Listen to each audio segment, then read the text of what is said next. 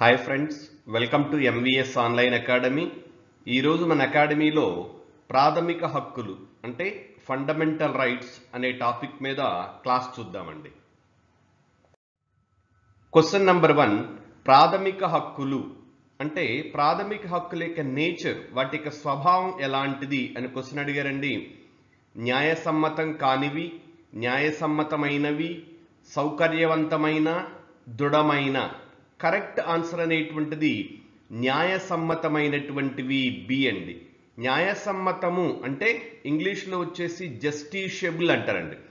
Fundamental rights are justiciable rights. దాని అర్థం ఏంటంటే ప్రాథమిక హక్కు అనేటువంటిది హరించబడితే మనము కోర్టు ద్వారా ఆ హక్కును పొందవచ్చండి. దానినే న్యాయసమ్మతమైన లేక జస్టిషియబుల్ రైట్ అంటారు. So fundamental rights are justiciable.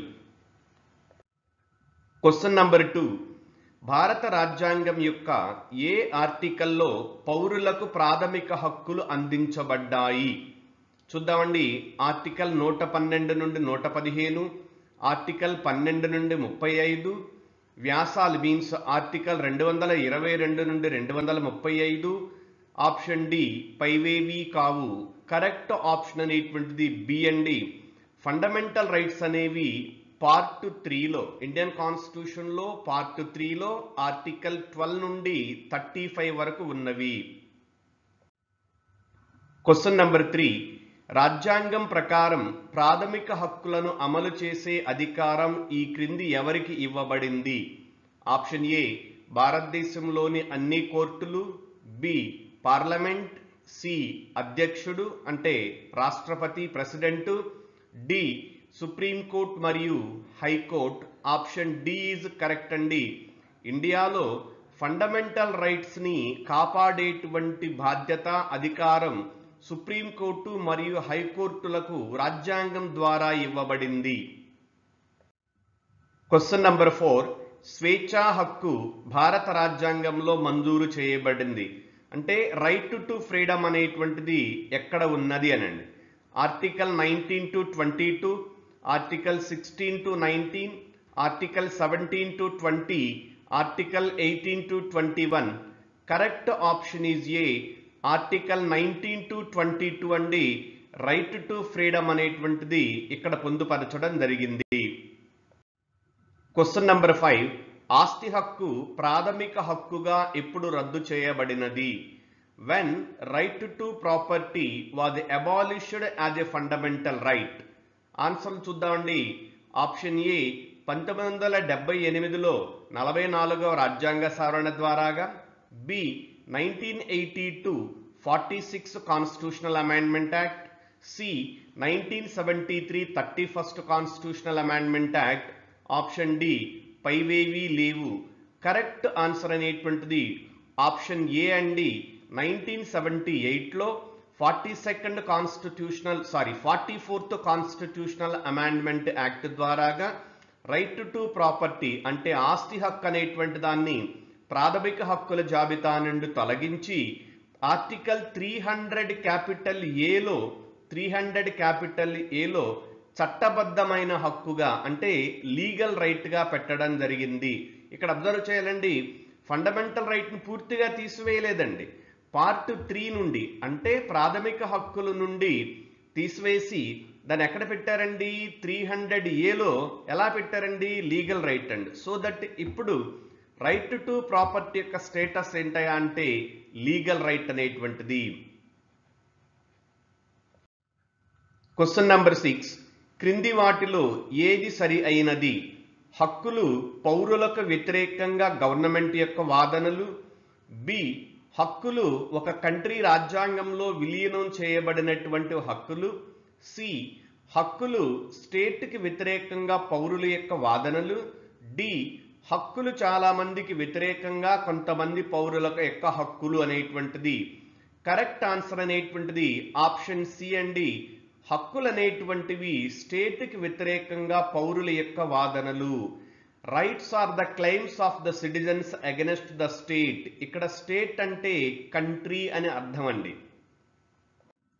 Question number 7, భారత రాజ్యాంగం ద్వారా ఇవ్వబడిన క్రింది వాటిలో ఏది పౌరులు కాని వారికి కూడా అందుబాటులో ఉంది. Which of the following fundamental rights are available to the non citizens? ఇక్కడ అదే ఉంటుంది, పౌరులు కాని వారికి కూడా అందుబాటులో ఉంది.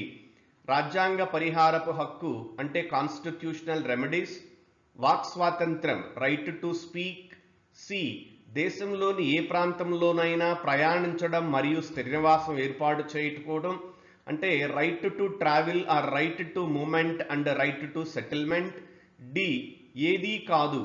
కరెక్ట్ ఆప్షన్ అనేటువంటి చూద్దామండి. భారత రాజ్యాంగం ద్వారా ఇవ్వబడిన క్రింది వాటిలో ఏది పౌరులు కాని వారికి కూడా అందుబాటులో ఉంది? ఇక్కడ చూస్తే ఫస్ట్ మనకి మన ఫండమెంటల్ రైట్స్లో కొన్ని రైట్స్ అనేటువంటివి మాత్రమే నాన్ సిటిజన్స్ అనేటువంటి వారికి అవైలబిలిటీలో, అన్ని రైట్స్ అనేటువంటివి సిటిజన్స్కి అందుబాటులో ఉంటాయండి.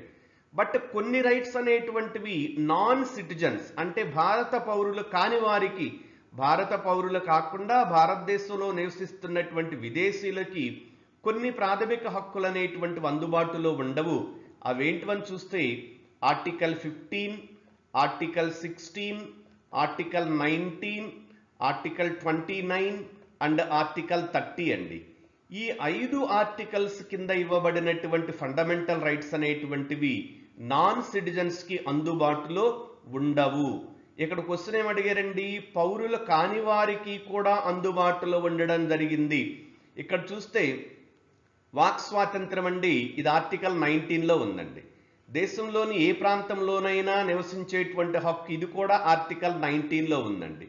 రాజ్యాంగ పరిహారపు హక్కు కాన్స్టిట్యూషనల్ రెమెడీస్ అనేటువంటివి ఆర్టికల్ 32లో ఉందండి. కాబట్టి ఆప్షన్ ఏ అనేటువంటిది కరెక్ట్ అండి. Constitutional remedies is available to citizens as well as to the non citizens living in India. Question number 8, union parliament అలానే రాష్ట్ర శాసనసభలు చేసిన చట్టాలపై రాజ్యాంగ నిబంధనలకు రాజ్యాంగంలోని ఏ ఆర్టికల్ అధిక ప్రాధాన్యతని ఇస్తుంది? First try to understand the question అండి. పార్లమెంటు అలానే రాష్ట్ర శాసనసభలు చేసినటువంటి చట్టాలపై రాజ్యాంగ నిబంధనలకు రాజ్యాంగంలోని ఏ ఆర్టికల్ ప్రాధాన్యతనిస్తుంది అంటే option A 13, B 32, C 245, D 326. Correct answer is option A అండి, ఆర్టికల్ 13 అనేటువంటిది. ఈ ఆర్టికల్ 13 ఏం చెప్తుందంటే డెఫినేషన్ ఆఫ్ లా అనేటువంటిదండి. చట్టం అంటే ఏంటో ఇక్కడ చెప్పడం జరుగుతూ ఉంటుంది. అలానే చట్టాన్ని చేసేటువంటి అధికారం ఎవరికి ఉందనేటువంటిది కూడా ఆర్టికల్ 13లో చెప్పడం జరిగింది. క్లుప్తంగా చెప్పాలి అంటే పార్లమెంటు కానీ రాష్ట్ర శాసనసభలు కానీ ప్రాథమిక హక్కులకు భంగం వాటిల్లే విధంగా చట్టాలు చేయకూడదు అని ఆర్టికల్ 13లో చెప్పడం జరిగింది. క్వశ్చన్ నంబర్ 9, ఏ వివాదంలో సుప్రీంకోర్టు న్యాయ సమీక్ష భారత రాజ్యాంగ మౌలిక స్వరూపాలలో భాగం అని చెప్పడం జరిగింది? Under which of the following cases supreme court stated that judicial review is part of the basic structure of the constitution? Correct option is B అండి, కేశవానంద భారతి కేస్. 1973 కేశవానంద భారతి కేస్ అండి. It is very very important case in the adjudication of justice system in India as well as the interpretation of the fundamental rights. Question number 10, Visakha versus State of Rajasthan కేసులో supreme court మార్గదర్శకాలు ఎవరికి సంబంధించినవి? Option A పిల్లల నియామకం, B ప్రమోషన్లలో రిజర్వేషన్లు, C ఉద్యోగినులైన మహిళలను వేధించడం, D బేగా రద్దు చేయడం. కరెక్ట్ ఆప్షన్ అనేటువంటిది సి అండి, ఉద్యోగినులైన మహిళలకు వీళ్ళకి సంబంధించినటువంటి రైట్స్ అంటే మహిళలు పనిచేసేటువంటి ప్రదేశాల్లో ఎలాంటి వివక్ష వేధింపులకు గురి కాకుండా ప్రభుత్వం చర్యలు తీసుకోవాలి అని Visakha versus state of Rajasthan కేసులో సుప్రీంకోర్టు చెప్పడం జరిగింది. క్వశ్చన్ నంబర్ 11, ఈ క్రింది రాజ్యాంగ సవరణ ద్వారా రాజ్యాంగానికి 9వ షెడ్యూల్ చేర్చబడింది? ఆప్షన్ ఏ 1వ సవరణ, బి 8వ సవరణ, C 9th amendment, D 42nd amendment. Correct answer అనేటువంటిది ఆప్షన్ ఏ అండి. ఒరిజినల్గా కాన్స్టిట్యూషన్లో 8 షెడ్యూల్స్ ఉన్నాయండి. బట్ నౌ ఎన్ని షెడ్యూల్ ఉన్నాయండి? 12 షెడ్యూల్ ఉన్నాయి ఇప్పుడు మనకి. ఈ కొత్తగా యాడ్ అయినటువంటి 4 షెడ్యూల్స్ ఏంటో నేను ఇక్కడ పెట్టడం జరిగిందండి. 9th షెడ్యూల్ అనేటువంటిది ఫస్ట్ అమెండ్మెంట్ యాక్ట్ ద్వారాగా 1951లో యాడ్ కావడం జరిగింది. అలానే 1985లో 52nd కాన్స్టిట్యూషనల్ అమెండ్మెంట్ యాక్ట్ ద్వారాగా 10th షెడ్యూల్ అనేటువంటిది ఇంక్లూడ్ చేయడం జరిగింది. అంటే 10th షెడ్యూల్ అంటే ఏంటంటే మనకి అక్కడ అది యాంటీ డిఫెక్షన్ లా అండి. 10th షెడ్యూల్ అనేటువంటి దాన్ని ఇంక్లూడ్ చేయడం అనేటువంటిది జరిగింది.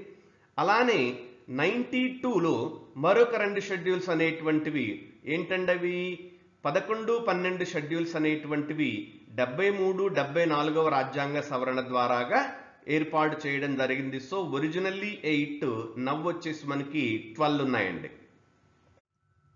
Question number 12. మతపరమైన ప్రార్థనలు పాటించే విద్యా సంస్థలు ప్రభుత్వ నిధులతో నడపబడుతున్నప్పుడు రాజ్యాంగం ప్రకారం అన్య మతస్థులకు ఏ అధికరణ రక్షణ కల్పిస్తూ ఉంది? ఇక్కడ చూస్తే మనకి ఈ క్వశ్చన్ అనేటువంటిది రైట్ టు రిలీజన్కి సంబంధించినటువంటిదండి. ఇండియన్ కాన్స్టిట్యూషన్లో ఆర్టికల్ 25 to 28 అనేటువంటిది మొత్తం 4 ఆర్టికల్స్లో right to freedom of religion గురించి చెప్పడం జరిగింది. ఇక్కడ మనకున్నటువంటి ఆన్సర్ అండి ఆప్షన్ డి అనేటువంటిది ఆర్టికల్ 28 అనేటువంటిది కరెక్ట్ అండి. ఇక్కడ ఇచ్చాను నేను 25, 26, 27 ఏం చెప్తుంది అనేటువంటిది. 25లో చూస్తే మనకి freedom of conscience and free profession, practice and propagation of religion. అంటే ఒక వ్యక్తి అనేటువంటి వారు తనకు నచ్చినటువంటి మతాన్ని అవలంబించుకోవచ్చును అని ఆర్టికల్ 25 అండి. 26 freedom to manage religious affairs. అంటే మత సంబంధమైనటువంటి సంస్థలు లేక ధార్మిక సంబంధమైనటువంటి సంస్థలను ఏర్పాటు చేసుకోవచ్చును. Article 27 freedom as to payment of taxes for promotion of any particular religion. అంటే ఏదైనా ఒక ప్రత్యేక మతాన్ని ప్రచారం చేయడం కోసం లేక డెవలప్ చేయడం కోసం ఎలాంటి పన్నులు ట్యాక్సెస్ అనేటువంటివి వసూలు చేయరాదు అని ఆర్టికల్ 27 అండి. నెక్స్ట్ 28 చెప్తున్నటువంటిది freedom as to attendance at religious instruction or religious worship in certain educational institutions. అంటే కొన్ని రకమైనటువంటి విద్యా సంస్థలు ఎక్కడైతే ప్రభుత్వ విద్యా సంస్థల్లో మత సంబంధమైనటువంటి ప్రార్థనలు కొద్ది సమయం పాటు జరుగుతూ ఉంటావో ఆ సంబంధమైనటువంటి ప్రార్థనలకి అటెండ్ అవ్వడంలో అక్కడ ఉన్నటువంటి విద్యార్థులకు ఫ్రీడమ్ ఉన్నది. ఆ స్కూల్ మేనేజ్మెంట్ వాళ్ళని ఫోర్స్ చేయకూడదు అని ఆర్టికల్ 28లో చెప్పడం జరిగింది. Question number 13. రాజ్యాంగంలో 23వ అధికరణ దేనిని సూచిస్తుంది? ఆర్టికల్ 23 అండ్ 24 అనేటువంటివి ఫ్రీడమ్ అగెనెస్ట్ ఎక్స్ప్లాయిటేషన్ అండి. అంటే దీని తెలుగులో ఏమంటారా అంటే పీడనాన్ని నిరోధించే హక్కు, ఫ్రీడమ్ అగెనెస్ట్ ఎక్స్ప్లాయిటేషన్ అనేటువంటిది. ఆర్టికల్ 23 అనేటువంటిది prohibition of the human traffic అండి. ఆర్టికల్ 24 అనేటువంటిది ప్రొహిబిషన్ ఆఫ్ చైల్డ్ లేబర్ అనేటువంటిది. ఇక్కడ హ్యూమన్ ట్రాఫిక్ 23 అండి. ఇక్కడ ఏం అడిగారు మనకి 23 ఏం చెప్తుందో 23 ఏం చెప్తుంది అన్నారండి మనకి అంటరానితనం. రాంగ్ అండి, ఇది ఆర్టికల్ 17 అండి. అంటరానితనం అనేది మనుషులతో వ్యాపారం అండి, బి అనేటువంటిది కరెక్ట్ అండి. దీనిని తెలుగులో ఇంగ్లీష్లో హ్యూమన్ ట్రాఫిక్ అంటారండి.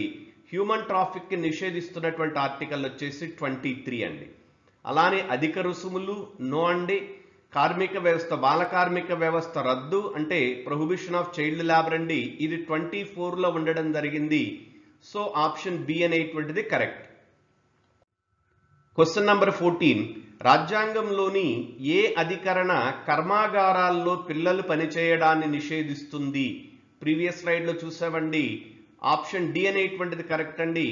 ఆర్టికల్ 24 ప్రకారం 14 సంవత్సరాల లోపు వయసున్నటువంటి పిల్లలు ప్రమాదకరమైనటువంటి ఇండస్ట్రీస్లో పనిచేయడం అనేటువంటిది నిషేధించడం జరిగింది.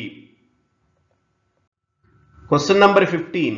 ప్రాథమిక హక్కులు అమలు పరచడంలో పార్లమెంటుకు మార్పు చేసే అధికారం ఎవరి విషయంలో ఉంటుంది?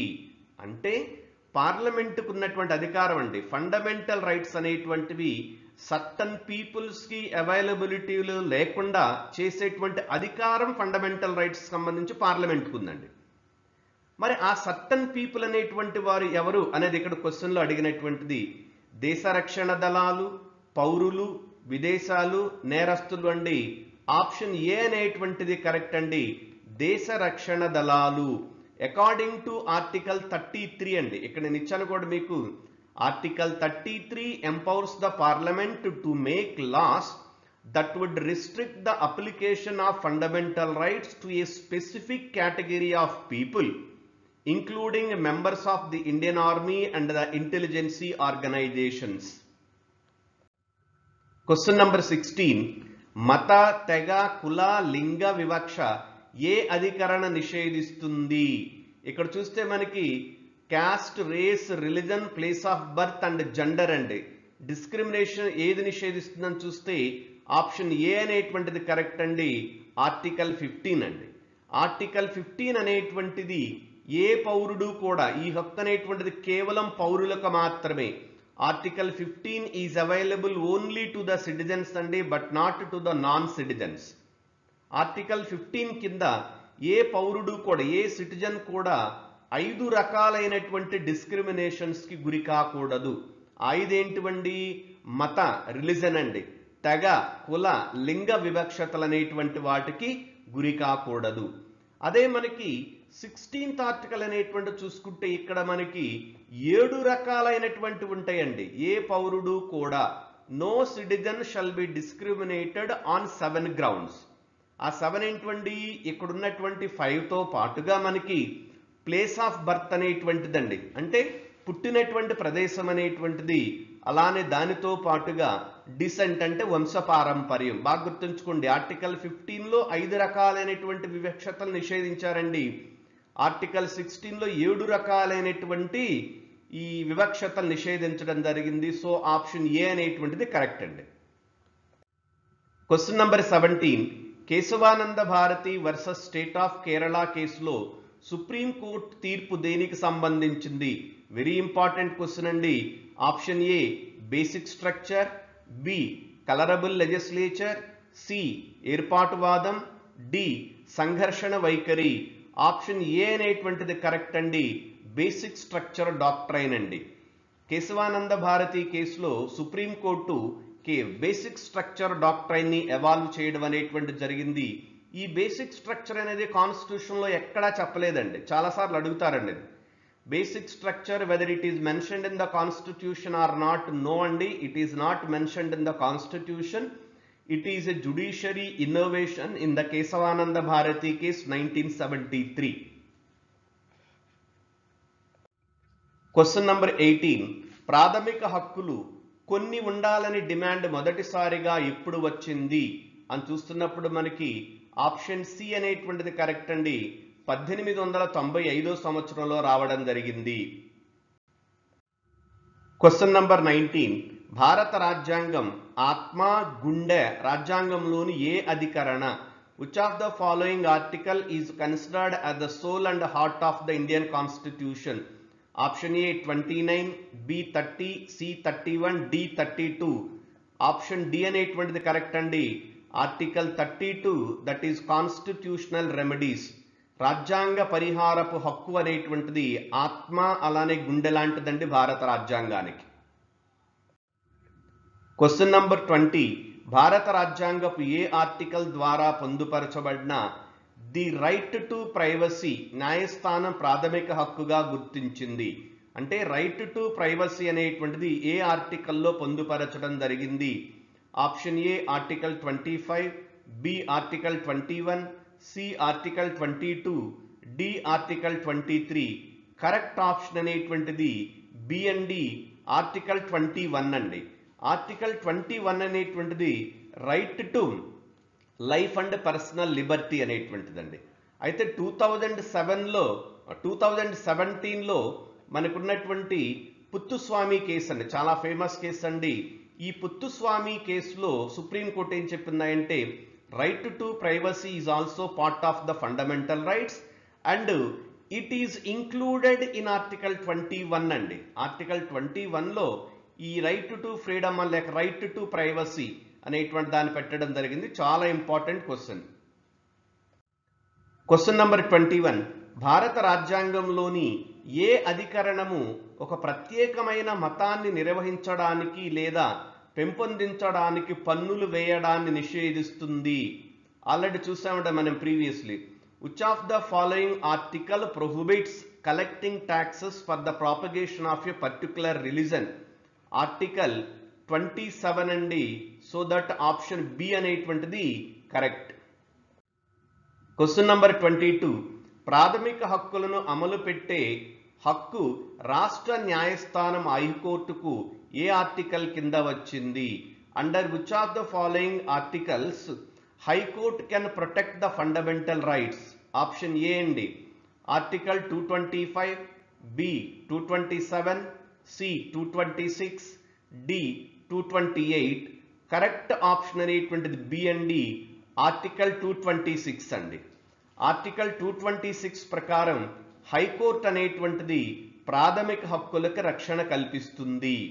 అదే సుప్రీంకోర్టును కానీ తీసుకున్నట్టయితే సుప్రీంకోర్టు అనేటువంటిది ఆర్టికల్ 32 ప్రకారం ప్రాథమిక హక్కులకు రక్షణ కల్పిస్తుందండి. అదే హైకోర్టు అయితే ఆర్టికల్ 226 అండి. ఇక్కడ జాగ్రత్త గుర్తుంచుకోవాలి. ఇక్కడ మరొక డిఫరెన్స్ కూడా ఉందండి.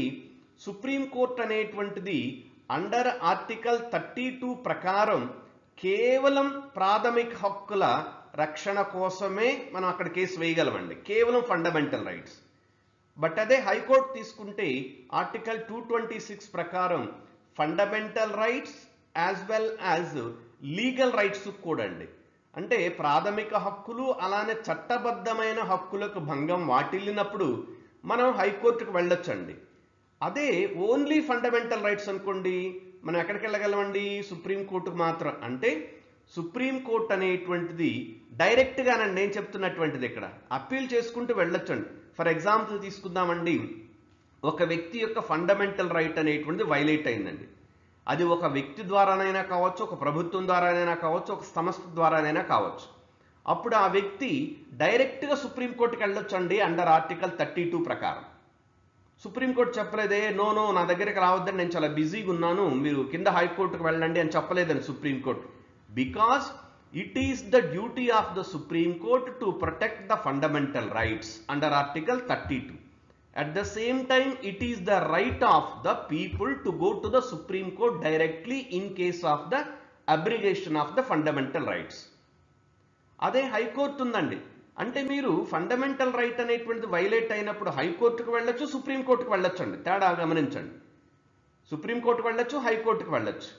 అదే లీగల్ రైట్ అనుకోండి, కేసు డైరెక్ట్ సుప్రీంకోర్టులో వేయలేవండి, హైకోర్టుకు వెళ్ళొచ్చు నువ్వు డైరెక్ట్గా. హైకోర్టు నుండి అప్పీల్ ద్వారా సుప్రీంకోర్టుకు వెళ్ళొచ్చండి. కొంచెం దీన్ని అర్థం చేసుకోవడానికి ట్రై చేయండి. క్వశ్చన్ నంబర్ 23 అండి. లా అంటే శాసనాధికారం, ఆర్డరు, బైలా, రూలు, రెగ్యులేషన్, ప్రకటన, ఆచారం లేక యూసేజ్ అని తెలిపే అధికరణం ఏది? ఇది లాకు డెఫినేషన్ అండి. Law means order, ordinance, rule, bylaw, regulation. Article ఇక్కడ మనం క్లియర్గా చూస్తే బి అనేటువంటిది కరెక్ట్ అండి. ఆర్టికల్ 13 క్లాజ్ 3 సబ్ క్లాజ్ ఏలో క్లియర్గా చెప్పడం జరిగిందండి ఈ లా అనేటువంటి దానికి డెఫినేషన్. Question number 24. ప్రాథమిక హక్కులు గాక మిగతా హక్కులు కూడా క్రింది అధికరణ ద్వారా ప్రశ్నించవచ్చును. ఇదే చెప్పామండి. ఇక్కడ ఏంటండి, ప్రాథమిక హక్కులు కాకుండా మిగతా హక్కులు అంటే లీగల్ రైట్స్ అండి. ఏ అధికరణ కింద మనం క్వశ్చన్ చేయవచ్చండి? బి అనేటువంటిది కరెక్ట్ అండి, ఆర్టికల్ 226. అదే ఆర్టికల్ 32 ప్రకారం అయితే ఏంటండి, కేవలం ఫండమెంటల్ రైట్స్ ఏనండి. ఇది గుర్తుంచుకోండి ఇక్కడ. Question number 25. ప్రాథమిక హక్కులు దేనికి వర్తించవు? ఆప్షన్ ఏ ప్రభుత్వంపై, ఆప్షన్ బి ప్రభుత్వం సంబంధం లేని, ఆప్షన్ సి ప్రజలకు సంబంధించిన వాటిపై, ఆప్షన్ డి న్యాయస్థానాల చర్యలపై. కరెక్ట్ ఆన్సర్ అనేది ఆప్షన్ డి. Question number 26. రాజ్యాంగంలో 14వ అధికరణ కలుగుజేయు హక్కు. Article 14 provides what kind of right? Option A ప్రత్యేకించి చట్టం చేయడం, బి ఆమోదయోగ్యమైన విభజన, సి సంక్షేమ చట్టం, డి సాంఘిక ఆర్థిక చట్టం. ఇంగ్లీష్ అండి. ఆర్టికల్ 14 గివ్స్ ఆప్షన్ ఏ ప్రత్యేకించి చట్టం చేయడం, స్పెషల్ యాక్ట్, బి ఆమోదయోగ్యమైన విభజన means positive discrimination, C welfare act, D socio and economic act. Option B అనేటువంటిది కరెక్ట్ అండి. ఆమోదయోగ్యమైన విభజన means positive discrimination is allowed under Article 14, which defines right to equality. Question number 27. ఇండియాలో మత హక్కు అంటే భారతదేశంలో రైట్ టు రిలీజన్ అనేటువంటిది ఎలాంటిది? ఆప్షన్ ఏ ప్రాథమిక హక్కు, ఆప్షన్ ఏ రాజకీయ హక్కు, బి ప్రాథమిక హక్కు, సి ఆర్థిక హక్కు, డి పౌర హక్కు. ఇంగ్లీష్ అండి. Political right, fundamental right, economical right and పౌర హక్కు means civil right. Option B అనేటువంటిది కరెక్ట్ అండి. ఇండియాలో right to religion is a fundamental right. Question number 28. ప్రభుత్వ ఉద్యోగాలలో పదోన్నతికి రిజర్వేషన్ కల్పించిన రాజ్యాంగ సవరణ ఏది? వెరీ ఇంపార్టెంట్ అండి. Option A which of the following amendment act provided reservations in government jobs? Reservations in promotions of the government jobs అండి. Entry లెవెల్లో కాదండి రిజర్వేషన్ అంది, ప్రమోషన్ లెవెల్లో రిజర్వేషన్ అనేటువంటిది. Option A 85th amendment act, B 84th amendment act, C 81st amendment act, D 77 amendment act. So option D అనేటువంటిది correct అండి.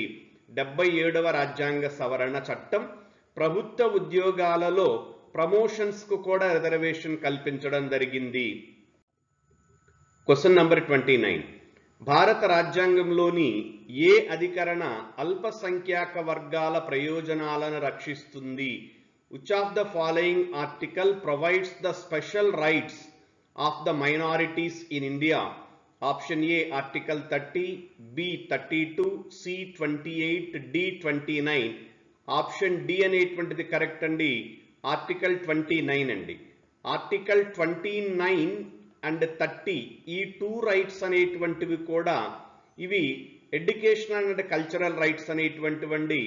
ఈ 29 అనేటువంటిది కల్చర్కి సంబంధించినటువంటిది, 30 అనేటువంటిది మైనారిటీ ఎడ్యుకేషనల్ ఇన్స్టిట్యూషన్స్ అండి. చాలా ఇంపార్టెంట్.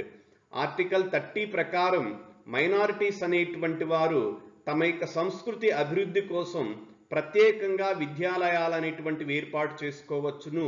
వాటినే మైనారిటీ ఆర్టికల్స్ అంటారు అండర్ ఆర్టికల్ 30. బట్ ఇక్కడ మన క్వశ్చన్ ఆన్సర్ డి అండి 29. Question number 30. ప్రభుత్వ ఉద్యోగాల్లో సమాన అవకాశాలకు హామీ ఇచ్చిన భారత రాజ్యాంగ అధికరణ ఏది? Which of the following article provides equality in government employment? Option A 14, B 15, C 16, D 17. Option C అండి 16 అనేటువంటిది ప్రభుత్వ ఉద్యోగాలలో సమాన అవకాశాలనేటువంటి కల్పించడం జరిగింది. Question number 31. ఏ రాజ్యాంగ సవరణ ద్వారా రాజ్యాంగంలో 10వ షెడ్యూల్ చేర్చబడింది? ఆల్రెడీ చూసామండి దీన్ని మనం. Option A 51, B 52, C 53, D 54 అండి. క్వశ్చన్ ఏంటండి? When 10th schedule added to the constitution in India అండి. ఆప్షన్ బి అనేటువంటిదండి 52nd amendment act added 10th schedule అండి. ఈ 10th షెడ్యూల్ దేని గురించి చెప్తుందండి? యాంటీ డిఫెక్షన్ లా అండి. తెలుగులో ఏమంటారు దీన్ని? యాంటీ డిఫెక్షన్ లా అని. పార్టీ ఫిరాయింపుల చట్టం. Question number 32. సమానత్వ హక్కును భారత రాజ్యాంగం 5 అధికరణల ద్వారాగా హామీ ఇస్తుంది. అవి ఏవి? రైట్ టు ఈక్వాలిటీ అండి. ఈక్వాలిటీ రైట్ అనేటువంటిది 5 ఆర్టికల్స్లో ఉంది. అవి ఏంటివంటున్నారు?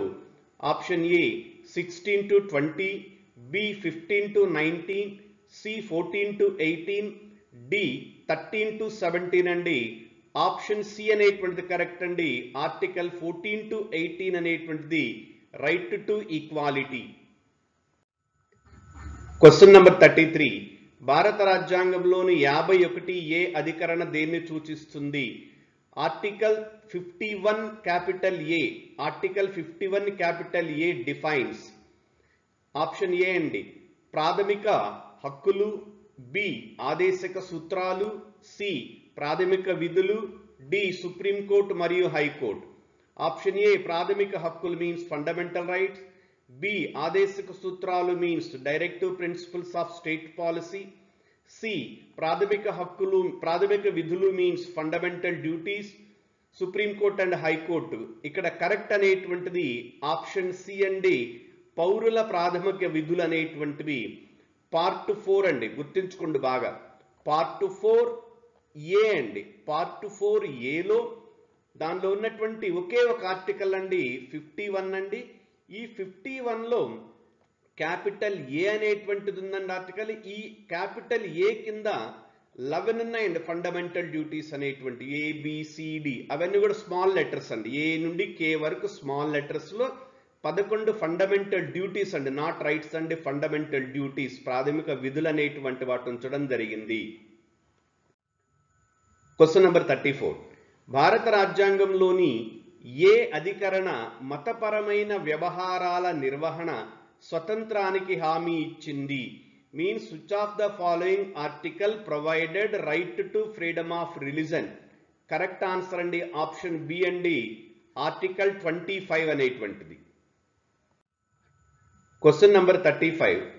6 నుండి 14 సంవత్సరాల మధ్య ఉండే పిల్లలకు విద్య ప్రాథమిక హక్కుగా ఏ రాజ్యాంగ సవరణ ద్వారా చేయబడింది?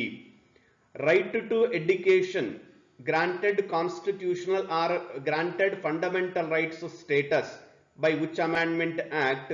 కరెక్ట్ అండి. చూద్దాం. Option A 83, B 84, C 85, D అనేటువంటిది 86 అండి. కరెక్ట్ ఆప్షన్ అనేటువంటిది డి, 86వ రాజ్యాంగ సవరణ 86th అమెండ్మెంట్ యాక్ట్ అండి. 2002లో మనకి 6 నుండి 14 సంవత్సరాల లోపు ఉన్నటువంటి పిల్లలకి విద్య అనేటువంటిది 6 నుండి 14 సంవత్సరాలు ఉన్నటువంటి పిల్లలకి విద్య అనేటువంటిది ప్రాథమిక హక్కుగా కల్పించడం జరిగింది.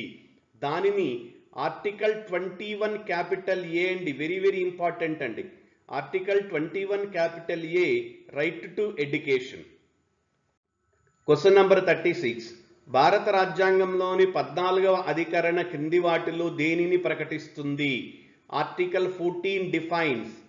ఏ చట్ట సమానత్వం, బి అస్పృశ్యత నిర్మూలన మీన్స్ అన్టచబిలిటీ అండి, సి ప్రభుత్వ ఉద్యోగాల్లో సమాన అవకాశాలు, డి బిరుదుల రద్దు అబాలిషన్ ఆఫ్ టైటిల్స్. ఆర్టికల్ 14 అనేటువంటిది చట్ట సమానత్వాన్ని చెప్తుందండి. So option A is the correct. Question number 37.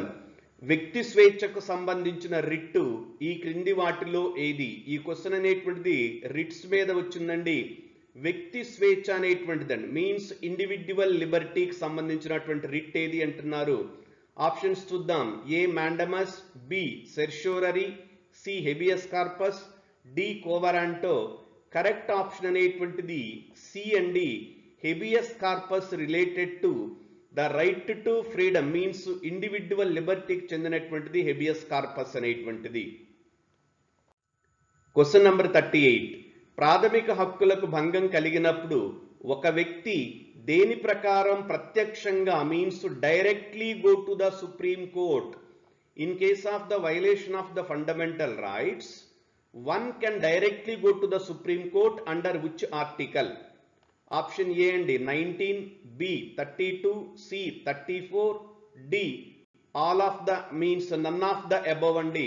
ఇక్కడ ఆన్సర్ అనేటువంటిది ఆప్షన్ బి అండి, 32nd కాన్స్టిట్యూషనల్ అమెండ్మెంట్ యాక్ట్ ప్రకారం ప్రాథమిక హక్కులకు భంగం కలిగితే డైరెక్ట్ గా సుప్రీం కోర్టుకి వెళ్ళవచ్చును.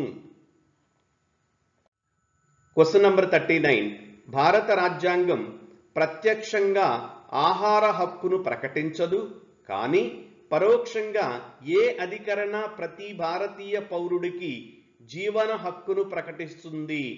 మీన్స్ రైట్ టు ఫుడ్ అండి. రైట్ టు ఫుడ్ అనేటువంటిది కాన్స్టిట్యూషన్ లో డైరెక్ట్ గా చెప్పలేదు, but it is part of the which article? ఇదండి క్వశ్చన్ అనేటువంటిది. Option A 21, B 22, C 23, D 24 అండి. ఈజీగా చెప్పొచ్చండి, ఆప్షన్ ఏ అనేటువంటిది కరెక్ట్ అండి. ఆర్టికల్ 21 అండి, right to life and personal Liberty అండి. మరి ఆహారం లేకుండా మనం జీవించలేం కదండి, కాబట్టి రైట్ టు ఫుడ్ అనేటువంటిది ఆర్టికల్ 21లో భాగము అని సుప్రీంకోర్టు చెప్పడం జరిగింది. Question number 40. ఈ క్రింది వాటిలో రాజ్యాంగంలోని ఏ షెడ్యూల్ రాష్ట్రాలకు వాటి పరిధులను వివరిస్తుంది? రాష్ట్రాలకంటే states and which of the following article defined the boundaries of the states? Option A అండి first schedule, B second schedule, C third schedule, D fourth schedule. Answer అండి ఆప్షన్ ఏ అనేటువంటిదండి. షెడ్యూల్ 1 అనేటువంటిది భారత రాజ్యాంగంలో మొదటి షెడ్యూల్లో రాష్ట్రాలు, రాష్ట్రాల యొక్క సరిహద్దులు, నేమ్స్, అలానే దేశం యొక్క నేమ్ అనేటువంటి చెప్పడం జరిగింది. Question number 41. రాజ్యాంగంలోని ఎన్నో ఆర్టికల్ బాల కార్మిక వ్యవస్థను నిర్మూలిస్తుంది? చైల్డ్ లేబర్ అండి. Child labour is abolished under article 24 అండి. So option A is correct అండి. Question number 42. ప్రాథమిక హక్కులను కుదించరాదని సుప్రీంకోర్టు ఏ కేసులో తీర్పు చెప్పింది? చూస్తానండి, in which case Supreme Court stated that fundamental rights cannot be amended or cannot be minimized. ఇక్కడ మన కేసులు చూద్దామండి. A Kesavananda Bharati case, B Golaknath case, C Indira Gandhi మరియు Raj Narain case, D Shankari Prasad case అండి. కరెక్ట్ ఆప్షన్ అనేటువంటిది బి అండి, Golaknath versus state of Punjab case అండి. 1967లో సుప్రీంకోర్టు ఈ కేసులో తీర్పు చెప్పిందండి. ఫండమెంటల్ రైట్స్ అనేటువంటివి అమాండ్ చేయడానికి వీలు లేదు అని చెప్పడం జరిగింది. తర్వాత కేశవానంద భారతి కేసులు ఇంకా ఏం చెప్పిందండి, ఫండమెంటల్ రైట్స్ అనేటువంటివి అమాండ్ చేయొచ్చండి, బట్ బేసిక్ స్ట్రక్చర్ వైలేట్ అయ్యేటట్టుగా అమాండ్ చేయకూడదు అని కేశవానంద భారతి కేసులో చెప్పడం జరిగింది. Question number 43. భారత రాజ్యాంగ ప్రవేశికలో భారత సమైక్యత అంటే ఇంటిగ్రిటీ అనే వర్డ్ని ఏ సవరణ ద్వారాగా, ఏ అమెండ్మెంట్ యాక్ట్ ద్వారాగా చేర్చడం జరిగింది? Option A 42, B 43, C 47, D 44.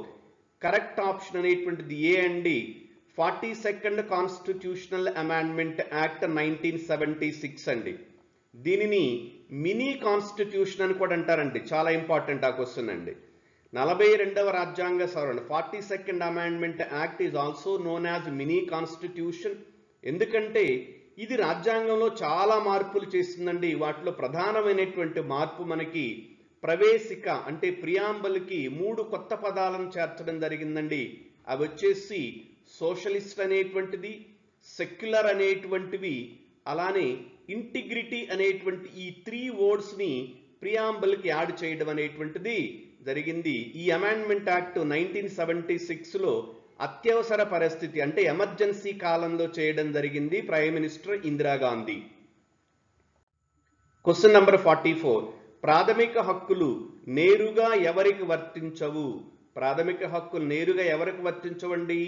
Option A police శాఖ, బి ఏసీబీ, సి ఆర్మీలో పనిచేసే వారికి, డి సిబిఐకి. ఆప్షన్ సి అనేటువంటిది కరెక్ట్ అండి. ఆర్మీలో పనిచేసేటువంటి వారికి ఫండమెంటల్ రైట్స్ అనేటువంటివి డైరెక్ట్గా వర్తించవు. Question number 45. రాజ్యాంగంలోని 21వ ఆర్టికల్ ఏ విషయానికి సంబంధించినటువంటిది? చూస్తేనండి ఇక్కడ ఆప్షన్ సి అనేటువంటిది కరెక్ట్ అండి. వ్యక్తిగత స్వేచ్ఛ మరియు జీవితం సంరక్షణ, right to life and personal liberty అనేటువంటిది. Question number 46. క్రింది వాటిలో ఏ ప్రాథమిక హక్కు భారత పౌరులకు మాత్రమే ఉండి భారతదేశంలో నివసిస్తున్న విదేశీయులకు లేదు? Means which of the following fundamental right available only to the citizens in India but not to the non citizens? చూద్దామండి. ఏ జీవించే హక్కు మరియు స్వేచ్ఛ హక్కు ఇది ఇద్దరికీ ఉందండి. బి సమాన న్యాయం మరియు సమాన న్యాయ సంరక్షణ ఇది కూడా ఇద్దరికీ ఉందండి. సి భావ వ్యక్తీకరణ మరియు మాట్లాడే హక్కు దిస్ ఈజ్ అండర్ ఆర్టికల్ 19 అండి. Right to freedom of speech and expression ఇది కేవలం పౌరులకు మాత్రమే, సిటిజన్స్కి మాత్రమే ఉందండి, నాన్ సిటిజన్స్కి లేదండి. సో ఆప్షన్ సి అనేటువంటిది కరెక్ట్. డి కూడా చూద్దామండి. మత స్వేచ్ఛ అండి, ఇది కూడా అందరికీ ఉందండి. అంటే మన దేశంలో ఉన్నటువంటి విదేశీయులు కూడా వారి యొక్క మతాన్ని వాళ్ళు స్వేచ్ఛగా స్వేచ్ఛగా అవలంబించుకోవచ్చండి. అది మన దేశం యొక్క గొప్పతనం అండి. Question number 47. భారత రాజ్యాంగంలోని ఏ అధికరణ ప్రకారం ప్రతి పౌరుని బాధ్యత వాని పిల్లలను 6 నుండి 14 సంవత్సరాల లోపు ఉన్నటువంటి పిల్లలకు ఉచిత నిర్బంధ విద్య కల్పించాలి అనేటువంటిది ప్రతి పౌరుడి యొక్క బాధ్యతని ఏ ఆర్టికల్లో చెప్పడం జరిగింది? 48, 50, 49 అండ్ 51A అండి. డి అనేటువంటిది కరెక్ట్ అండి. ఆర్టికల్ 51 క్యాపిటల్ ఏ అనేటువంటిది ఇక్కడ మనకేం చెప్తుందండి? ప్రాథమిక విధులు. ప్రాథమిక విధులలో ఆర్టికల్ 51 క్యాపిటల్ ఏ దానిలో స్మాల్ కే అనేటువంటిదండి ప్రతి వ్యక్తి యొక్క రెస్పాన్సిబిలిటీ అండి తమ యొక్క పిల్లల్ని స్కూలుకు పంపడం అనేది. Question number 48. 86th amendment act ఏ రాజ్యాంగ సవరణ ద్వారా చేయబడింది లేక ఏ ఆర్టికల్ చేర్చబడింది కొత్తగా అని చూస్తే మనకి చూడొచ్చండి. మనం ఆర్టికల్ 20A అనేటువంటిదండి. సో ఆప్షన్ డి అనేటువంటిది కరెక్ట్. 21వ ఆర్టికల్ 21 క్యాపిటల్ ఏ అనేటువంటిది 86th అమెండ్మెంట్ యాక్ట్ ద్వారా చేయడం జరిగింది. అది right to education. Question number 49. సప్త ప్రాథమిక హక్కులలో ఏది ప్రాథమిక హక్కుగా ఇప్పుడు గుర్తించబడదు? ఒరిజినల్గా మనకి 7 రకాలైనటువంటి ఫండమెంటల్ రైట్స్ ఉన్నాయండి. బట్ ఇప్పుడు మనకి 6 రకాలు మాత్రమే ఉన్నాయండి. కారణం ఏంటండి? ఆర్టికల్ 31 అనేటువంటిది రైట్ టు ప్రాపర్టీ అండి, ఆస్తి హక్కు అనేటువంటి దాన్ని 1978వ సంవత్సరంలో 44వ రాజ్యాంగ సవరణ ద్వారాగా 44th కాన్స్టిట్యూషనల్ అమెండ్మెంట్ యాక్ట్ ద్వారాగా దీనిని ప్రాథమిక హక్కుగా తీసివేసి చట్టబద్ధమైన హక్కుగా ఆర్టికల్ 300 క్యాపిటల్ ఏలో పెట్టడం జరిగింది. ఆనాటి ప్రైమ్ మినిస్టర్ వచ్చేసి మొరార్జీ దేశాయ్ అండి. ఆనాటి ప్రభుత్వాన్ని జనతా ప్రభుత్వం అంటారు. ఇక్కడ మనకు చూస్తే ఏమన్నారండి? సప్త హక్కులలో 7 ఫండమెంటల్ రైట్స్లో దేని తీశారండి? ఆస్తి హక్కు అనేటువంటిది. సో ఆప్షన్ బి అనేటువంటిది కరెక్ట్. Question number 50. రాజ్యాంగంలో స్టేట్ అని ఇచ్చిన నిర్వచనం దేనికి సంబంధించింది? ఎప్పుడు కూడా అండి పొలిటికల్ లాంగ్వేజ్లో స్టేట్ అంటే కంట్రీ అండి. భారత రాజ్యాంగంలో 2 ఆర్టికల్స్ అనేటువంటివి, ఆర్టికల్ 12 అనేటువంటిది అలానే ఆర్టికల్ 36 అనేటువంటివి, ఈ 2 కూడా స్టేట్ అనేటువంటి పదానికి డెఫినేషన్ చెప్తూ ఉన్నాయండి. ఇక్కడ చూసినప్పుడు పరిపాలనా విభాగం, కార్పొరేషన్, న్యాయస్థానం, చట్టసభ. ఇక్కడ బాగా చూడండి, ఇచ్చినటువంటి వాటిలో వర్తించదు అంటున్నాడండి. Which of the following does not come under definition of state అండి. ఏదండి? న్యాయస్థానము, కోర్టులు అనేటువంటివి స్టేట్ అనేటువంటి నిర్వచనం కిందకు రావు అండి. సో ఆప్షన్ సి అనేటువంటిది correct. Okay friends, thank you for listening to this class. All the best.